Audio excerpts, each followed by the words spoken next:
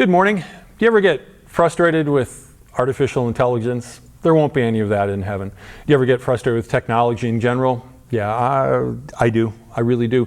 This past week I just wanted to pay my Blue Cross Blue Shield bill, pay my debt for health insurance.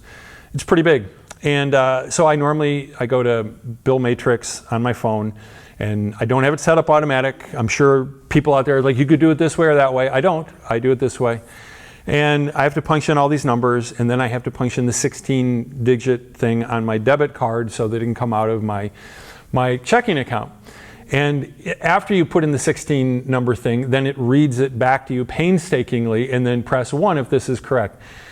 And so I did, and it was correct. And then I put in the amount, and then it said it couldn't do it. I was like, it's never done that before. It said that something was wrong with the card, but there's nothing wrong with the card. So I went online. Oh, but so I got on the PC, and I'm just like, let's on the big screen. I'll do it here, and I'll actually go to the website. So I'm on the website. I'm trying to get in, but I don't remember the password and the code, and I'm not the best at that. So I renew everything. It comes up on my email. I put in the new thing. It still wouldn't let me in. And I want you to know something. I didn't throw the computer out the window, and I didn't even mutter a bad word under my breath. And then eventually I went back to my phone and I said, Jesus, I believe that I'm going to be able to do this. And I did, and I paid. And then like the next day, I'm reading this thing by Max Lucado. Max says that he was calling into a credit card service department, and he said that it's something that just didn't get to the top of his to-do list. He could have done it earlier, but just wasn't that urgent. And sometimes to get somebody on the phone, it's not the easiest thing. And I'm sure this has happened to him before, but when he calls in, they want to know what your birth date is or this or that, and then they ask your name. And he says Max Lucado, and the woman on the other end says, the Max Lucado, and he's kind of like, I like what he says. It's like, the only time I get asked that is if somebody has read my books or if they're my parole officer. And this was somebody who had read his books. And so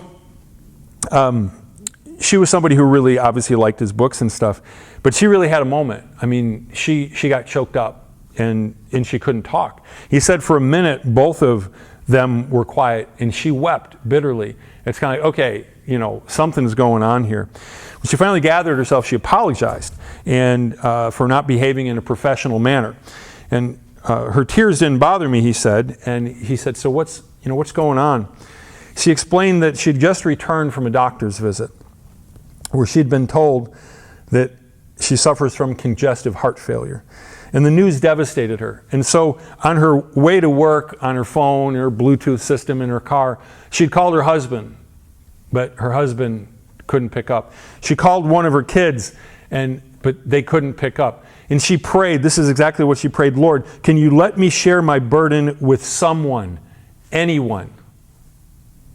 She walked to her desk, sat down, and I was the next call that she took. That's what Max said. Can you imagine? What are the odds of all the customer service agents, of all the times she could have called? And he took the time to talk with her, and I'm sure he prayed with her. How do you explain things like that? She prays, God, can you just give me someone to talk to? And here it is, probably her favorite author. Why does God do things like that? Well, I think he wants to strengthen our faith. He loves us. I love what the Apostle John says. He records all these miracles and all these different things that happen in the book of John. And here's what he says in chapter 20, verse 30, and then 31. The disciples saw Jesus do many other miraculous signs in addition to the ones recorded in this book. But these are written, in other words, I could have written tons more. He says that. But these are written so that you may believe that Jesus is the Messiah, the Son of God, and that believing in him, you will have life by the power of his name. Now I want to say something real simple there. He wants you to believe, but he wants you to believe so that you might have life. That's not talking about heaven. That is eternal life. That is the Zoe, that's the Greek word, the Zoe life of God. But he wants you to believe so that you have life now, today, when you're frustrated trying to deal with artificial intelligence, that you might have life today. When you're frustrated with Bill Matrix and you're trying to pay your Blue Cross Blue Shield bill, may you have the Zoe abundant eternal life of Jesus. May you know that today through faith. God bless you.